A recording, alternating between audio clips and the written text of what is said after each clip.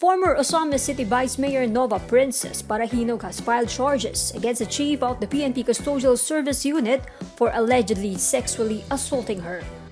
Lieutenant Colonel Jigger Noceda has been charged before the Quezon City Prosecutor's Office with rape, acts of lasciviousness, unjust vexation, and violation of the Safe Spaces Act.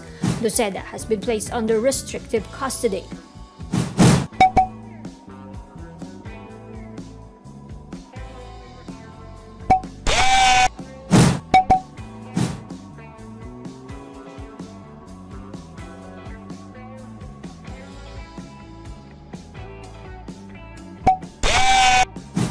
The PNP Custodial Center is the high-profile detention center in Crame, Quezon City. Parojinog has been detained there on charges of drug and illegal possession of firearms. She is a daughter of Osamis Mayor Nova Parojinog, who was killed during a raid in July 2017.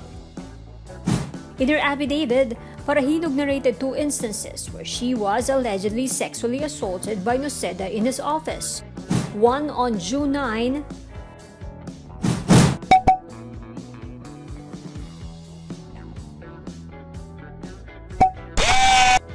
the other one happened on September 7.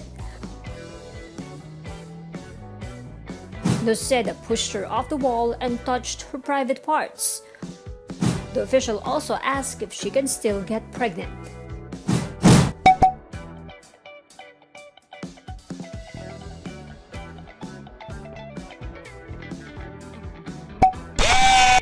Parojinog reported the incidents to PNP officials, prompting an investigation. On September 26, Noceda pleaded to Parojinog to retract her complaints.